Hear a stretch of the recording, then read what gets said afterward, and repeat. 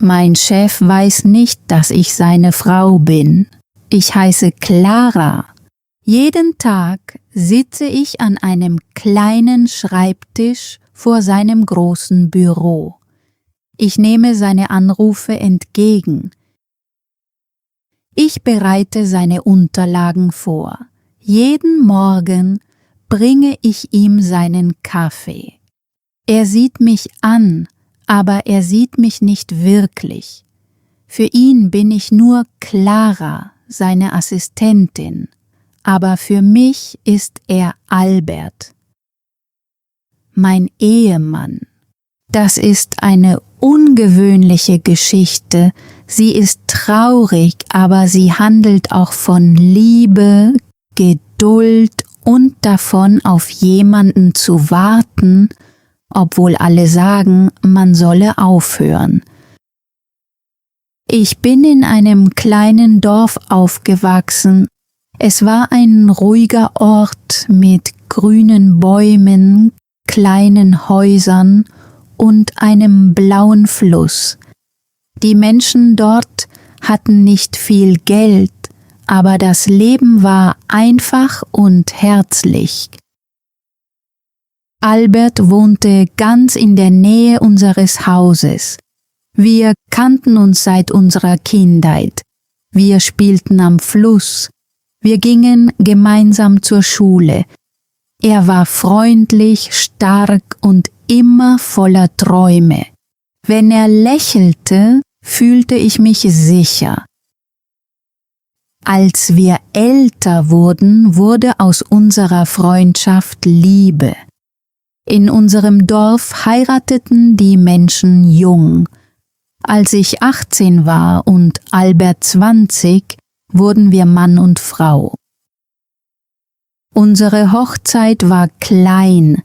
Meine Mutter nähte mein weißes Kleid mit der Hand. Es gab keinen teuren Festsaal, kein luxuriöses Essen und keine große Feier. Aber ich war glücklich. Ich glaubte, dass unser Leben für immer einfach und schön bleiben würde. Doch Albert wollte mehr. Eines Abends setzte er sich neben mich und sagte: Clara, ich liebe dich, aber ich kann nicht hier bleiben. In diesem Dorf gibt es keine Zukunft für uns. Ich möchte nach Amerika gehen. Ich werde hart arbeiten, Geld verdienen und zu dir zurückkommen. Ich bekam Angst. Amerika schien so weit weg zu sein. Bitte bleib, sagte ich. Wir brauchen nicht viel. Aber Albert schüttelte den Kopf. Ich möchte dir ein besseres Leben schenken. Vertraue mir. Ich komme in 2 Jahren zurück. Ich liebte ihn, also vertraute ich ihm. Am Busbahnhof weinte ich, während ich seine Hand festhielt. Weine nicht, sagte er. Ich werde dir jede Woche schreiben. Ich werde dich niemals vergessen. Du bist meine Frau. Dann stieg er in den Bus. Ich sah ihm nach, bis der Bus hinter der Straße verschwand. Das ist jetzt 10 Jahre her. Im ersten Jahr schrieb Albert mir oft. Er erzählte mir von Amerika, von der Fabrik, in der er arbeitete, und davon, wie sehr er mich vermisste. Wenn er konnte, schickte er mir etwas Geld. Ich las seine Briefe jeden Abend. Manchmal schlief ich sogar mit ihnen unter meinem Kopfkissen. Ich wartete auf ihn. Dann hörten die Briefe plötzlich auf. Eine Woche verging. Nichts. Ein Monat verging. Nichts. Immer wieder ging ich zur Post, aber nie wartete dort ein Brief auf mich. Ich schrieb Albert, doch meine Briefe kamen zurück. Die Jahre vergingen, Die Menschen im Dorf begannen zu reden. Er hat eine andere Frau gefunden, sagten sie. Er hat dich vergessen. Clara, du solltest ihn auch vergessen. Sogar meine Mutter sagte zu mir, du bist noch jung. Verschwende dein Leben nicht mit dem Warten auf einen Mann, der fort ist. Aber ich konnte ihn nicht vergessen. Ich war seine Frau. Ich trug jeden Tag noch immer meinen Ehering. Tief in meinem Herzen wusste ich, dass er noch lebte. Ich spürte, dass es einen Grund gab, warum er verschwunden war. Doch im Dorf zu bleiben wurde immer schmerzhafter. Überall sah ich Albert. Ich sah den Fluss, an dem wir gespielt hatten. Ich sah den Ort, an dem wir geheiratet hatten. Ich sah die Straße, auf der er fortgefahren war. Also beschloss ich, mein Leben zu verändern. Ich lernte Englisch. Nachts lernte ich mit alten Büchern und einer kleinen Lampe. Ich übte das Sprechen ganz allein. Ich wollte stark werden. Ich wollte in einer Stadt arbeiten. Nach 7 Jahren verließ ich das Dorf. Die Stadt war laut und beängstigend. Es gab hohe Gebäude, viel Verkehr und Menschen überall. Anfangs fühlte ich mich verloren, aber ich gab nicht auf. Ich fand eine Arbeit in einem Büro, ich sparte Geld. Abends studierte ich Betriebswirtschaft. Langsam wurde ich zu einer anderen Frau. 10 Jahre nachdem Albert gegangen war, war ich 28 Jahre alt. Ich trug elegante Bürokleidung, ich sprach gut Englisch, ich wusste, wie ein Büro funktionierte. Doch unter meiner Bluse trug ich meinen Ehering noch immer an einer Kette. Dann bekam ich eine neue Stelle in einem großen internationalen Unternehmen. Ich wurde als Assistentin des Geschäftsführers eingestellt. Die Leute erzählten mir, dass der Geschäftsführer streng und mächtig sei. Sie sagten, er habe viele Jahre in Amerika gelebt und sei erst vor kurzem zurückgekehrt, um die Niederlassung zu leiten. An meinem ersten Arbeitstag trug ich einen schwarzen Rock und eine weiße Bluse. Ich kämmte mir sorgfältig die Haare und sagte mir selbst, dass ich mutig sein musste. Dann flüsterte jemand, der Chef kommt. Die Bürotür öffnete sich. Ein Mann in einem grauen Anzug trat ein. Er sah ernst aus, elegant und müde. Mein Herz blieb stehen. Es war Albert, älter, ja, verändert, ja. Aber ich erkannte seine Augen. Ich erkannte sein Gesicht, ich erkannte die Art, wie er ging. Ich wollte zu ihm laufen und sagen, Albert, ich bin es. Ich bin Clara. Er blieb vor meinem Schreibtisch stehen und sah mich an. Ich wartete darauf, dass er lächelte, aber das tat er nicht. »Wer sind Sie?« fragte er kühl. Meine Hände wurden kalt. »Ich bin Ihre neue Assistentin«, flüsterte ich. »Wie heißen Sie?« »Clara.« Er zeigte keinerlei Gefühl. »Gut, Clara, bringen Sie mir einen schwarzen Kaffee ohne Zucker und die Akten von meinem Schreibtisch.« Dann ging er in sein Büro und schloss die Tür. Ich stand zitternd da. Wie konnte er mich nicht erkennen? Wir waren zusammen aufgewachsen. Wir waren verheiratet. Wie konnte er mein Gesicht vergessen? Ich ging auf die Toilette und weinte leise. Dann wusch ich mir das Gesicht. Ich brauchte diese Arbeit. Und jetzt brauchte ich auch die Wahrheit. Ich machte seinen Kaffee. Er hatte Kaffee ohne Zucker bestellt, aber ich erinnerte mich an den Albert aus unserem Dorf. Er liebte süßen Tee mit 3 Löffeln Zucker. Also gab ich einen Löffel Zucker hinein, um ihn zu testen.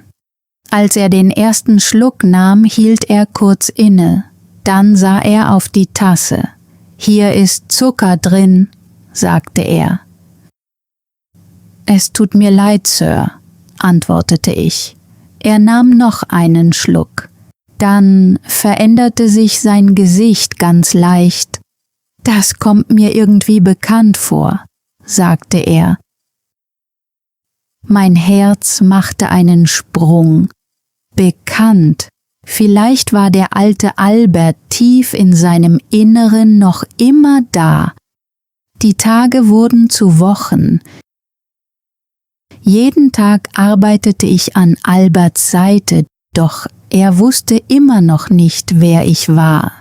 Ich brachte ihm Kaffee, ich nahm seine Anrufe entgegen, ich bereitete seine Besprechungen vor. Für ihn war ich nur Clara, seine Assistentin. Aber für mich war er immer noch mein Ehemann. Es tat mehr weh, als ich beschreiben kann. Albert war ein strenger Chef. Manchmal sprach er sehr scharf. Fast jeden Abend arbeitete er bis spät in die Nacht. Er hatte Geld, ein großes Büro und den Respekt aller, doch er wirkte einsam. Auf seinem Schreibtisch standen keine Familienfotos, keine Ehefrau, keine Kinder, nur Akten, Verträge und Stille. Eines Nachmittags hörte ich, wie er telefonierte. Seine Bürotür war nicht ganz geschlossen. »Ja, Herr Doktor«, sagte er, »die Kopfschmerzen sind wieder zurückgekommen.« Ich blieb wie erstarrt stehen. Dann sagte er, »Ich weiß, dass der Unfall vor 10 Jahren war. Ich weiß, dass ich meine Erinnerungen an die Zeit davor verloren habe. Aber ich muss trotzdem weiterarbeiten.« Mein Herz erstarrte. Ein Unfall? Verlorene Erinnerungen?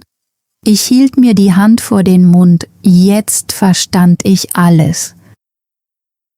Albert hatte mich nicht verlassen, weil er grausam war. Er hatte mich nicht vergessen, weil er eine andere Frau gefunden hatte. Er hatte einen Unfall. Er verlor sein Gedächtnis. Er vergaß unser Dorf. Er vergaß unsere Hochzeit. Er vergaß mich. Ich wollte sofort in sein Büro laufen und ihm alles erzählen, aber ich hatte Angst. Was, wenn er glaubte, dass ich lüge? Was, wenn er dachte, ich wolle nur an sein Geld? Er war jetzt ein reicher Geschäftsführer. Ich war nur seine Assistentin. Also beschloss ich, geduldig zu sein. Ich wollte zuerst seinem Herzen helfen, sich zu erinnern, bevor ich ihm die ganze Wahrheit erzählte. Ich begann mit kleinen Dingen. In unserem Dorf gab es gelbe Blumen, die süß wie Honig dufteten. Albert liebte diesen Duft, als wir jung waren. Eines Tages fand ich genau diese Blumen auf dem Markt in der Stadt. Ich kaufte einen kleinen Strauß und stellte ihn auf seinen Schreibtisch. Als Albert hereinkam, blieb er stehen. »Was ist das für ein Duft?« fragte er. »Nur Blumen, Sir«, antwortete ich. Er ging näher heran und berührte eine der Blumen. Dann schloss er die Augen. »Dieser Duft«, flüsterte er. »Ich kenne ihn. Er macht mich gleichzeitig glücklich und traurig.« Mein Herz schlug schneller. »Danke, Clara«, sagte er leise. Eines Abends zog ein heftiges Gewitter auf. Der Regen prasselte gegen die Fenster des Büros und plötzlich fiel der Strom aus. Albert kam aus seinem Büro. »Clara, sind Sie noch hier?« »Ja, Sir.« Er setzte sich neben meinen Schreibtisch, während wir im Dunkeln warteten. »Ich hasse Gewitter«, sagte er. »Ich liebe sie«, antwortete ich leise. Mein Mann hat Gewitter auch geliebt. Wir saßen oft draußen und sahen dem Regen zu. Er wurde still. »Sind Sie verheiratet?« fragte er. »Ich war es«, sagte ich. »Er ist vor langer Zeit gegangen.« »Das tut mir leid«, sagte er. Dann blickte er zum dunklen Fenster.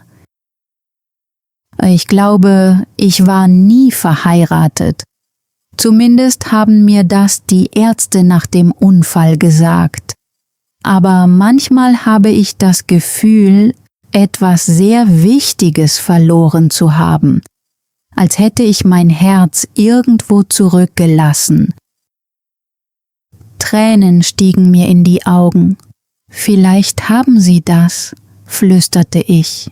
Er fragte, »Wie war Ihr Mann?« Ich senkte den Blick. Er war freundlich, er hatte große Träume, er wollte die Welt sehen, und wenn er lächelte, fühlte ich mich sicher.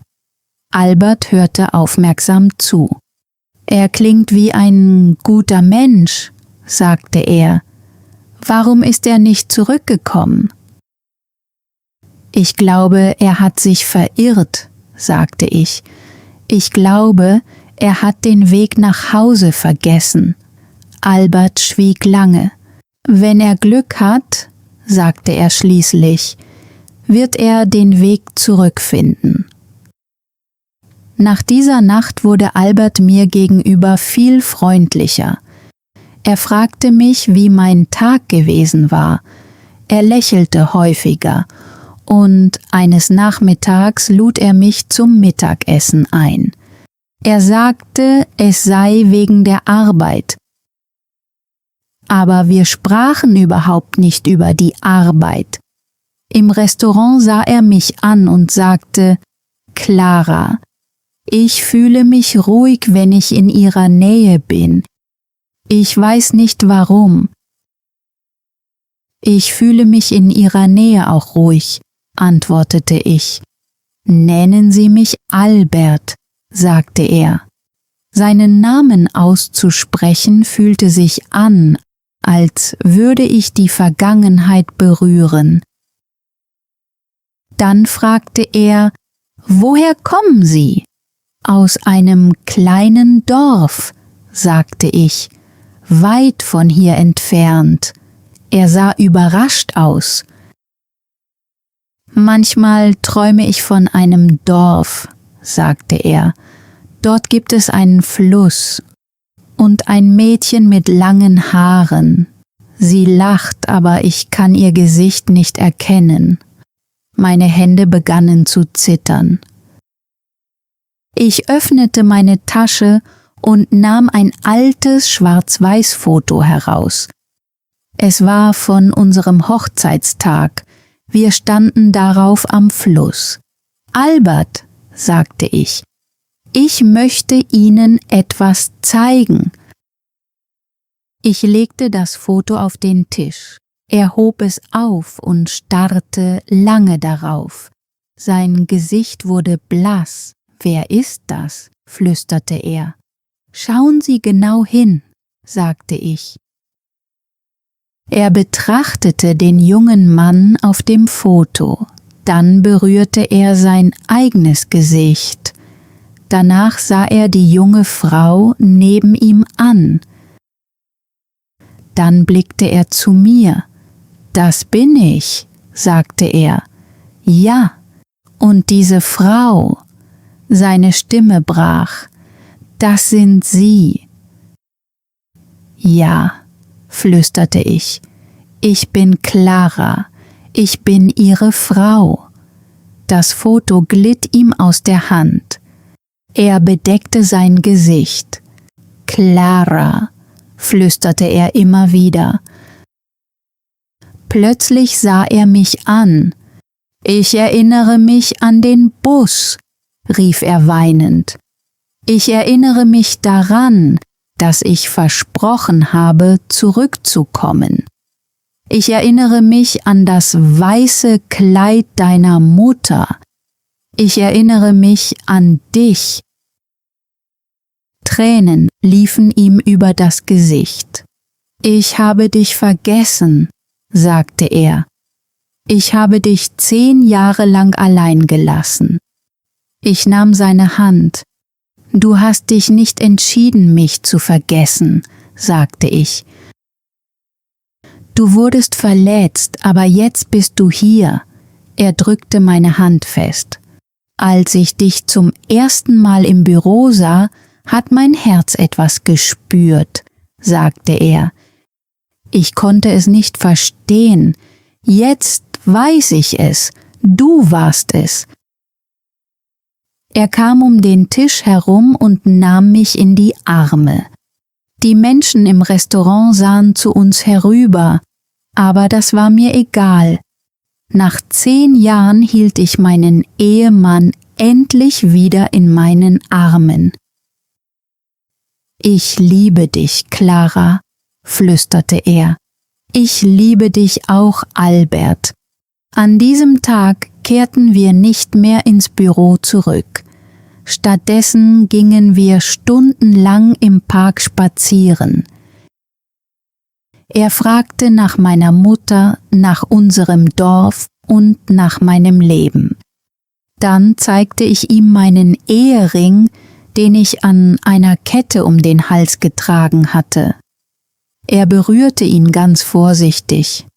»Steck ihn wieder an deinen Finger«, sagte er. Ich tat es. Er passte immer noch. An diesem Abend ging ich mit ihm in seine Wohnung. Sie war groß, kalt und leer. »Dieser Ort fühlt sich so einsam an«, sagte er. »Wir können ihn wieder mit Wärme füllen«, antwortete ich. Er sah mich voller Hoffnung an.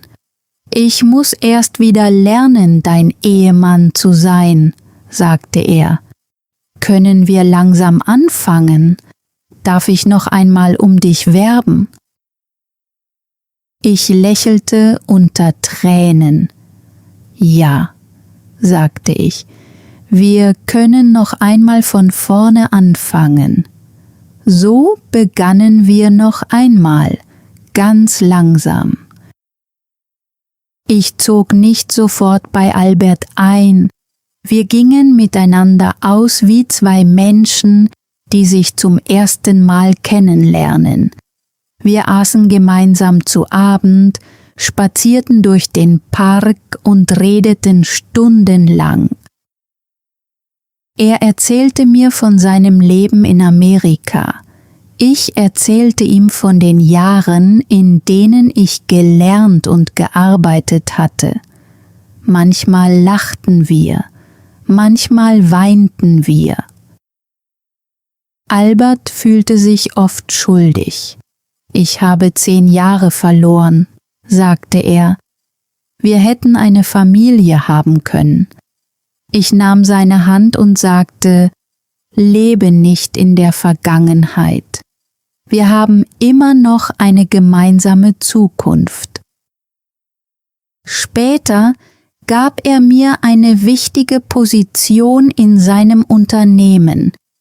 Du bist klug, sagte er. Du hast dir das verdient. Bei der Arbeit waren wir nicht mehr nur Chef und Assistentin. Wir waren Partner. Als wir eines Morgens Hand in Hand das Büro betraten, waren alle überrascht. Der Chef lächelt, flüsterten sie, und sie hatten recht. Ein Jahr später besuchten wir unser Dorf. Meine Mutter weinte, als sie Albert sah. Du bist nach Hause gekommen, sagte sie. Albert umarmte sie und flüsterte, es tut mir leid, ich habe den Weg nach Hause verloren. Heute leben wir in der Stadt, aber wir besuchen unser Dorf oft. Wir haben einen kleinen Sohn mit Alberts Lächeln. Jeden Morgen, wenn ich Albert seinen Kaffee bringe, lächelt er und sagt, Guten Morgen, meine Liebe. Jetzt weiß er wieder, wer ich bin. Er weiß, dass ich seine Frau bin. Und das ist das schönste Geschenk von allen. Ich heiße Clara. Das war meine Geschichte. Vielen Dank, dass ihr euch die ganze Geschichte angesehen habt. Wenn ihr bis zum Ende dabei geblieben seid, weiß ich das wirklich sehr zu schätzen. Claras Geschichte zeigt uns etwas Wichtiges. Wahre Liebe kann Entfernung, Zeit, Schmerz und Schweigen überstehen. Manchmal führt das Leben einen Menschen weit fort, doch wenn die Liebe echt ist, findet sie trotzdem den Weg nach Hause. Jetzt habe ich eine kleine Übung für euch. Das heutige deutsche Wort lautet Liebe. Schreibt einen einfachen deutschen Satz mit dem Wort Liebe in die Kommentare. Zum Beispiel, Liebe ist geduldig oder wahre Liebe findet den Weg nach Hause. Schreibt außerdem in die Kommentare, glaubt ihr, dass Clara richtig gehandelt hat, indem sie auf Albert gewartet hat? Ja oder nein? Wenn euch diese Geschichte dabei geholfen hat, euer Hörverstehen auf Deutsch zu verbessern, dann abonniert German Tales für weitere einfache deutsche Geschichten. Bleibt dran, übt weiter und bis zur nächsten Geschichte. Tschüss.